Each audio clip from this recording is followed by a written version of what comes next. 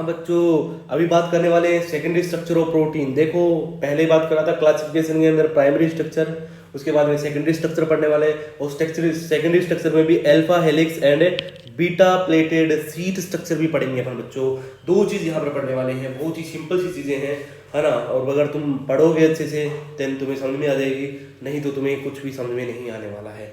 देखो होता क्या है, बात करूं मैं सेकेंडरी स्ट्रक्चर ऑफ प्रोटीन की, तो ये प्राइमरी स्ट्रक्चर से थोड़ी सी कॉम्प्लेक्स होने वाली है, थोड़ी सी क्या होने वाली है, जटिल होने वाली है। होता क्या है, प्राइमरी स्ट्रक्चर में सीधी चेन होती है। देख लो, प्राइमरी स्ट्रक्चर में कैसी होती है, पॉलीपेप्टाइड होते हैं, वो सीधे चेन में लगे होते हैं, है ना। अब ये क्या करेंगे, इस चेन को मैं थोड़ा सा मोड़ दूं, ऐसे ऐसे ऐसे ऐसे हेलिक्स कर दूं, तो ये हो जाएगी सेकेंडरी स्ट्रक्चर। क्या हो जाएगी बच्चों, सेकेंडरी स्ट्रक्चर। तो यहाँ पर ये देखो, यहाँ पर ऐसे ये मुड़ चुकी है, तो यहाँ पर ये सेकेंडरी स्ट्रक्चर। अच्छा सर, ये मुड़ी क्यों? क्योंकि तुम्हें पता है कि हर एक अमीनो एसिड के पास क्या होता है, अपना कार्बोनिल ग्रुप होता है, नहीं होता, होता है ना। जब पेप्टाइड बॉन्ड बनता है तो पेप्टाइड बॉन्ड में क्या होता है, CO और NH बॉन्ड होता है, नहीं होता, हाँ होता है। तो मान के चलो यहाँ का जो CO है, मान के चलो यहाँ पर मैंने एग्जांपल से दिखा भी रखा है, यहाँ का जो CO है वो नीचे वाले के साथ NH के साथ क्या हो जाएगा, हाइड्रोजन बॉन्डिंग कर लेगा। और ड्यू टू हाइड्रोजन बॉन्डिंग ये क्या करने लग जाएगा, मुड़ने लग जाएगा, ऐसे थोड़ी सी क्या हो जाएगी, स्ट्रक्चर बदल जाएगी इसकी, ठीक है ना। तो ये हेलिक्स जैसी स्ट्रक्चर बन गई, ये हेलिक्स जैसी स्ट्रक्चर बन गई। तो ये जो स्ट्रक्चर दिखा रखी है ना मैंने, सेकेंडरी स्ट्रक्चर दिखा रखी है,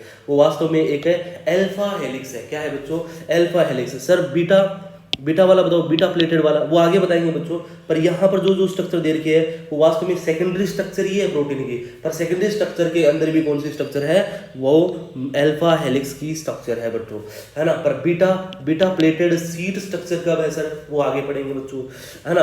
तो सेकेंडरी स्ट्रक्चर में क्या होता है, सेकेंडरी स्ट्रक्चर के अंदर क्या होता है कि जो प्रोटीन के अंदर प्रेजेंट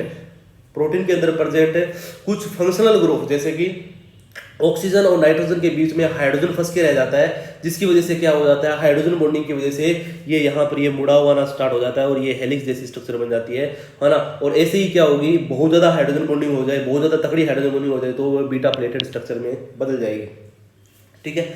तो यहाँ पर देखो, shape in which long polypeptide chain can exist, मतलब ऐसी शेप जिसमें क्या हो, लॉन्ग पॉलीपेप्टाइड चेन एग्जिस्ट कर सके। किसकी वजह से, हाइड्रोजन बॉन्ड की वजह से हाइड्रोजन बॉन्डिंग होगी किस किस के बीच में, इस ग्रुप के बीच में, इस ग्रुप के बीच में, है ना। तो कार्बोनिल ग्रुप और NH ग्रुप के बीच में हाइड्रोजन बॉन्डिंग होने की वजह से क्या होगा, लॉन्ग चेन भी छोटे सी जगह पर एग्जिस्ट हो सकती है। अच्छा, मैं बोलूँ कि सेकेंडरी स्ट्रक्चर होगी वो दो टाइप की होगी, एक होगी अल्फा हेलिक्स और दूसरी रहेगी बीटा प्लेटेड स्ट्रक्चर। जो अल्फा हेलिक्स की स्ट्रक्चर तो तुम्हें बच्चों यहाँ पर भी दिखा रखी है, तो ये किसकी वजह से आएगा, जो क्या होगी, जो पहली प्राइमरी स्ट्रक्चर होती है वो लंबी चेन होती है ना। और उसके बाद में ये ट्विंस क्या बन गया, ट्विस्ट आ गया। इसमें ट्विस्ट आने का रीजन क्या होगा, ट्विस्ट का रीजन होता है हाइड्रोजन बॉन्डिंग। तो twist in the right hand screw, देखो राइट हैंड स्क्रू, जैसे अपन क्या करते हैं, जब स्क्रू होता है ना, स्क्रू जो भी स्क्रू होता है उसको राइट हैंड में रख के अपन उसको जब अंदर की तरफ दीवार के अंदर डालते हैं, तो जिस डायरेक्शन में अपन घुमाते हैं क्लॉकवाइज डायरेक्शन में, तो ये क्लॉकवाइज डायरेक्शन में क्या बनती है, हेलिक्स बनती है। इसलिए इसको बोला जाता है twisting into right hand screw, helix बन जाएगा। और हेलिक्स बनते किसका रीजन क्या होगा, हेलिक्स का due to hydrogen bonding between ये ग्रुप एंड ये ग्रुप, मतलब carbonyl group and NH2 group के बीच में हाइड्रोजन बॉन्डिंग होने की वजह से ये अल्फा हेलिक्स बनता है, ठीक है। One of the most common way in which the polypeptide chain form all possible hydrogen bonds, ये सबसे मोस्ट कॉमन वे है जिसके अंदर क्या होगा, सारे के सारे हाइड्रोजन बॉन्ड बन जाएंगे और सारे हाइड्रोजन बॉन्ड बनने की वजह से ये स्ट्रक्चर अपनी क्या हो जाएगी, हेलिकल स्ट्रक्चर में कन्वर्ट हो जाएगी बच्चों, हेलिकल स्ट्रक्चर में कन्वर्ट हो जाएगी। देखो ये चेन थी, देख लो अच्छे से, ये चेन है। अब देखो ये पहले चेन थी, पर यहाँ पर जो देखो, यहाँ पर चेन थी, यहाँ पर जो कार्बन है CO, तो यहाँ के जो नाइट्रोजन है NH के साथ हाइड्रोजन बॉन्डिंग की वजह से ये यहाँ पर मुड़ जाएगा, एक दूसरे के ये पास आ जाएंगे, एक दूसरे के पास आने की वजह से यहाँ पर ये जो चेन है वो बाहर की साइड आ जाएगी और ऐसे हेलिक्स बनना स्टार्ट हो जाएगी। तो यहाँ पर हेलिक्स बन रहे हैं, सुन रहे हो मेरी बात को। तो यहाँ पर जो CO है वो किसके इक्वल आ गया, इस NH के नज़दीक आ गया, इसकी वजह से क्या हो जाएगा, बॉन्ड बनना स्टार्ट हो जाएगा। मेरे हिसाब से तुम समझ चुके हो गए, मेरे को लग रहा है तुम्हें ये बात समझ में आ गई होगी, तो मैं आगे बढ़ लेता हूँ, ठीक है। अब बात करते हैं बीटा प्लेटेड शीट स्ट्रक्चर के अंदर, किसके अंदर जा रहे हैं बच्चों, बीटा प्लेटेड शीट स्ट्रक्चर के अंदर। अच्छा तुम्हें एक बात बताता हूँ, होता क्या है, मान के चलो ये हेलिक्स है, क्या है, हेलिक्स है, ठीक है ना। अगर मैं कहूँ कि हेलिक्स को ऊपर से दबा दे और नीचे से भी दबा दे तो क्या हो जाएगी, एक प्लेट जैसी बन जाएगी, नहीं बन जाएगी। मान के चलो स्प्रिंग होता है ना, ऐसा स्प्रिंग नहीं, थोड़ा नॉर्मल स्प्रिंग है जिसमें ज़्यादा इलास्टिसिटी नहीं है, ठीक है ना। अगर उसको अगर अपन ज़्यादा खींच देंगे तो वो अपनी प्रॉपर्टी खो सकता है, अगर ज़्यादा इसको सिकुड़ देंगे तो वो भी प्रॉपर्टी खो सकता है। ऐसा स्प्रिंग या ऐसे वायर से बनाया गया स्प्रिंग, या फिर नॉर्मल घरों में जो वायर होता है उसको क्या करो, पेन के ऊपर लिपेट लो। एक पेन होती है ना, पेन, पेन के ऊपर तुम लिपेट लो। लिपेटने के बाद में तुम उसको निकालोगे तो निकालने के बाद वो जो स्ट्रक्चर बनती है वो अल्फा हेलिक्स है। क्या है बच्चों? Alpha helix. पर मैं इसी अल्फा हेलिक्स स्ट्रक्चर को, इस अल्फा हेलिक्स स्ट्रक्चर को ऊपर से नीचे की तरफ प्रेशराइज करूँ, नीचे से ऊपर की तरफ प्रेशराइज करूँ तो ये क्या हो जाएगा, ऐसे एक ही प्लेन में क्या हो जाएगा, कोइल हो जाएगा। इसका मतलब वो क्या हो जाएगा, प्लेट स्ट्रक्चर में आ जाएगा, है ना। वो क्या हो गया, प्लेटेड स्ट्रक्चर में आ गया। तो ऐसा ही इसके साथ होता है। देखो प्लेटेड स्ट्रक्चर में आएगा तो बीटा प्लेटेड सीट स्ट्रक्चर इसको बोला जाता है, बीटा प्लेटेड सीट स्ट्रक्चर, मतलब सीट बन जाएगी एक तरीके से। तो जब सेकेंडरी स्ट्रक्चर में अल्फा हेलिक्स को दबा दिया जाता है या अपने आप फोर्स की वजह से दब जाता है, उसकी वजह से क्या होता है, प्लेट जैसी स्ट्रक्चर बन जाती है। देखो ये तो अल्फा हेलिक्स है, अल्फा हेलिक्स समझ रहे हो ना। तो यहाँ पर देखो ये चेन है, कैसे है बन रही है चेन, ये राइट हैंड साइड में बन रही है। कैसे बन रही है, जो राइट हैंड में होता है ना अपने स्क्रू गेज में जो राइट हैंड की साइड घुमाते हैं ना, क्लॉकवाइज डायरेक्शन घुमाते हैं। तो यहाँ पर देखो, यहाँ पर CO बॉन्ड है, वो देखो यहाँ के नाइट्रोजन और हाइड्रोजन के साथ बॉन्ड बना रहा है। इसी तरीके से बहुत सारी हाइड्रोजन बॉन्डिंग है, इसकी वजह से ये क्या हो गई, हेलिक्स जैसी स्ट्रक्चर बन गई। पर यहाँ पर देखोगे इसी हेलिक्स को मैं ऊपर से दबाऊंगा और नीचे से दबाऊंगा तो ये क्या हो जाएगी, एक पिचक जाएगी। पिचकने के बाद में जो स्ट्रक्चर बनेगी ऊपर से देखने पे वो तुम्हें ऐसी दिखेगी, आडी टेढ़ी आडी टेढ़ी आडी टेढ़ी आडी टेढ़ी, ठीक है ना। ये डाटा नहीं है बेटा, ये पीटा है, बेटा है। क्या है, बीटा प्लेटेड सीट स्ट्रक्चर है। क्या है, बीटा प्लेटेड सीट स्ट्रक्चर है।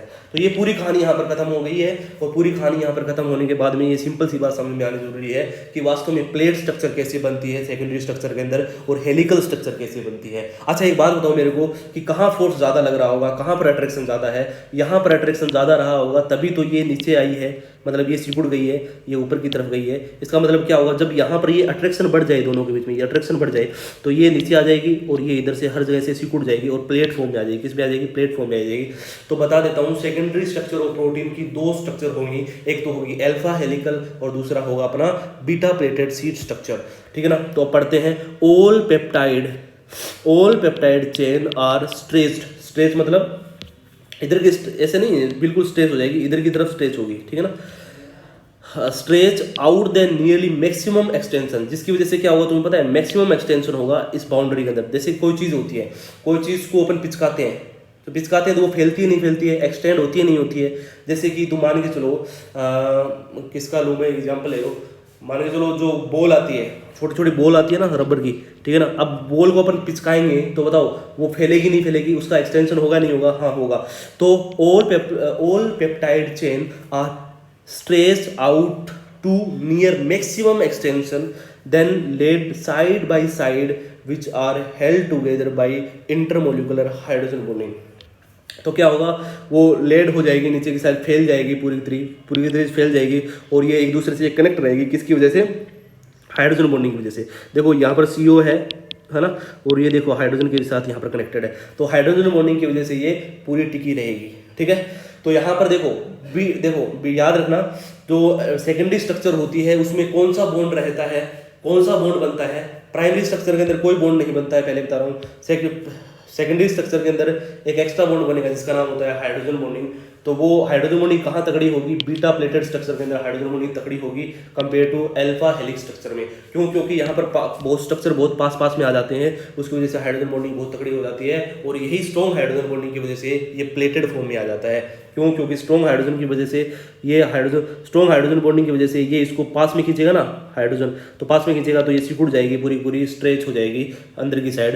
तो all peptide chain are stretch out to nearly maximum extension होगा, then led to side by side which are held together by intermolecular hydrogen bond. The structure resemble plated fold to drapery and therefore is known as a beta plated sheet।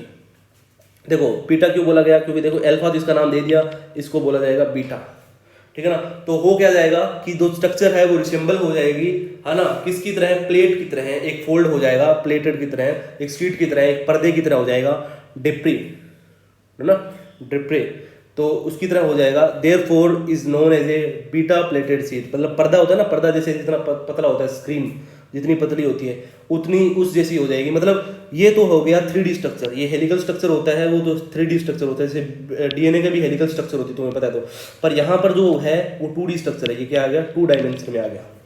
समझ में बात को। ये beta pleated है, इसमें कुछ ज़्यादा detail नहीं जानना। पर यहाँ पर सबसे इंपॉर्टेंट बात जो एग्जामिनर तुम्हें पूछेगा तो ये पूछेगा कि सेकेंडरी स्ट्रक्चर ऑफ प्रोटीन के अंदर बताओ ये कौन सा बॉन्ड होगा। तो हाइड्रोजन बॉन्ड होगा बच्चों, हाइड्रोजन बॉन्ड होगा, ये याद रख लेना। प्राइमरी के अंदर कोई बॉन्ड नहीं होता। बाकी बातें करेंगे अपन नेक्स्ट वीडियो के अंदर, जिसके अंदर अपन टर्सरी स्ट्रक्चर एक साथ कर देंगे और क्वाटरनरी स्ट्रक्चर भी खत्म कर देंगे, और उसके बाद में प्रोटीन की सारी स्ट्रक्चर्स खत्म हो जाएगी।